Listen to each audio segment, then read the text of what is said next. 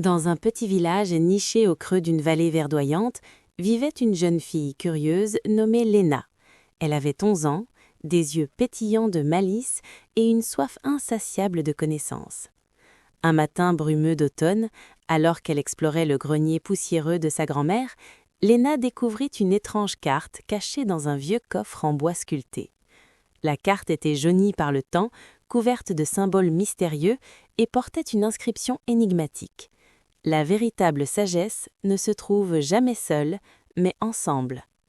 Intriguée, Léna montra sa découverte à son meilleur ami, Thomas, un garçon au tempérament réfléchi qui adorait résoudre des énigmes. Ensemble, ils examinèrent la carte sous toutes les coutures. Elle indiquait un chemin tortueux à travers la forêt des murmures, traversait le pont des questions, longeait la rivière des doutes et menait finalement à un lieu marqué d'une étoile dorée, le temple de la sagesse collective. « Partons à l'aventure !» s'exclama Léna, les yeux brillants d'excitation. Thomas hésita un instant, observant les dessins inquiétants de créatures fantastiques sur les bords de la carte, puis acquiesça avec un sourire nerveux. Ils décidèrent d'inviter aussi leur amie Amara, une fille courageuse qui n'avait peur de rien, et Karim, le petit génie du village qui pouvait construire n'importe quoi avec ses mains habiles.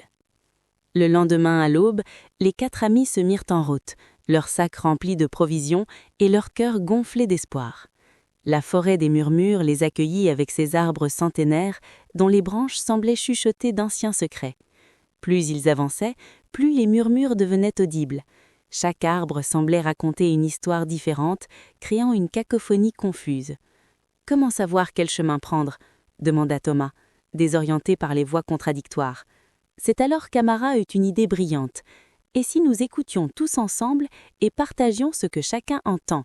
proposa-t-elle. Ils s'assirent en cercle et, tour à tour, chacun partagea les mots qu'il percevait. En combinant leurs observations, un message cohérent émergea. Le chemin de la sagesse se trouve là où la lumière touche la mousse au lever du soleil. Suivant cet indice, ils découvrirent un sentier dissimulé couvert de mousse lumineuse qui les mena hors de la forêt. Leur première épreuve était réussie grâce à leur collaboration. Ragaillardis, ils poursuivirent leur voyage jusqu'au pont des questions, une structure ancienne suspendue au-dessus d'un gouffre impressionnant. Au milieu du pont, un sphinx de pierre prit vie sous leurs yeux ébahis. « Pour traverser, vous devez répondre à ma question », déclara la créature d'une voix grave. « Qu'est-ce qui devient plus fort quand on le partage et plus faible quand on le garde ?» Le silence s'installa. Léna fronça les sourcils, Thomas se gratta la tête, Amara fit les 100 pas et Karim dessina des symboles dans les airs. Chacun proposa une réponse différente. Le feu, le courage, un secret, la connaissance. Le sphinx secoua la tête à chaque tentative. Frustrés, ils s'assirent pour réfléchir ensemble. C'est en discutant qu'ils réalisèrent que toutes leurs réponses contenaient une part de vérité. « La sagesse !» s'écrièrent-ils en chœur. « La sagesse devient plus forte quand on la partage et s'affaiblit quand on la garde pour soi. » Le sphinx sourit et s'écarta. « Vous avez compris la première leçon. Ensemble, vous voyez ce que seuls vous ne pourriez voir. » Le pont devint solide sous leurs pieds et ils traversèrent sans encombre. La rivière des doutes serpentait devant eux, ses eaux sombres et troubles. Sur la rive opposée, ils apercevaient le temple de la sagesse collective, magnifique avec ses colonnes blanches étincelantes. Mais comment traverser ? Il n'y avait ni pont ni bateau. Pire encore, des panneaux contradictoires bordaient la rivière. Traversez à la nage, ne touchez jamais l'eau, construisez un radeau, attendez la marée. Le doute s'empara d'eux. Chacun défendait une solution différente et bientôt ils se disputaient. Léna voulait nager, Thomas insistait sur attendre, Amara proposait de chercher un autre chemin et Karim commençait à ramasser du bois pour construire un radeau. Dans leur désaccord, ils ne remarquèrent pas que la rivière grossissait, menaçant de déborder. « Arrêtez !» cria soudain Karim. « Regardez ce qui arrive quand nous nous disputons. » Ils observèrent avec horreur l'eau qui montait dangereusement. Léna comprit alors. « La rivière des doutes grandit avec nos désaccords. Nous devons nous unir. » Ils se formèrent à nouveau en cercle et, tour à tour, chacun partagea les mots qu'il percevait. En combinant leurs observations, un message cohérent émergea. « La rivière des doutes grandit avec nos désaccords. Nous devons nous unir. » Ils formèrent à nouveau un cercle et calmement, chacun expliqua pourquoi il croyait en sa solution. En écoutant vraiment, sans jugement, ils découvrirent que chaque idée contenait un élément utile. Ils décidèrent de combiner leurs approches. Karim construirait une petite structure flottante, Amara trouverait le meilleur point de traversée, Thomas calculerait le moment optimal en observant les courants et Léna coordonnerait leurs efforts.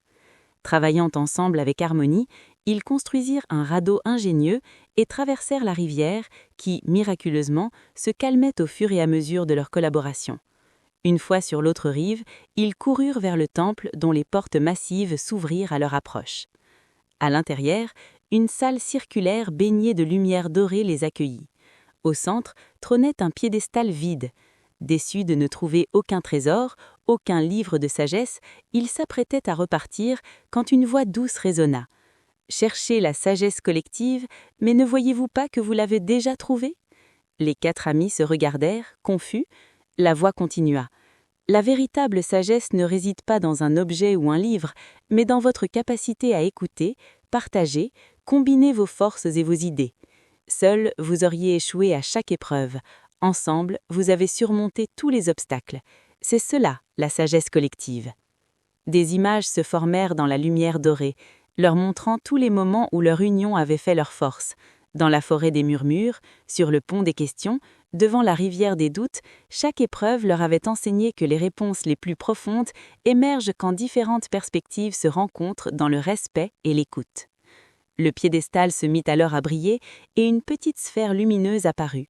« Ceci est un cadeau pour votre village », dit la voix. « Cette lumière brillera tant que vous vous souviendrez de travailler ensemble, d'écouter toutes les voix et de valoriser chaque contribution. » Les enfants prirent délicatement la sphère et repartirent vers leur village, le cœur rempli d'une compréhension nouvelle.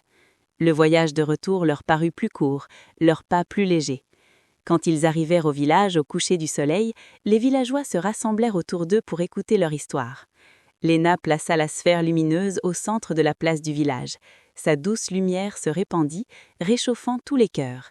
Les villageois comprirent le message. La véritable force d'une communauté réside dans sa capacité à unir les différences, à écouter toutes les voix et à construire ensemble. Depuis ce jour, le village devint célèbre pour sa sagesse. Quand des problèmes survenaient, au lieu de chercher une seule personne pour décider, tous se réunissaient pour partager leurs idées. Et la sphère continuait de briller, rappelant à chacun que seuls nous sommes une goutte, mais ensemble nous sommes un océan de possibilités.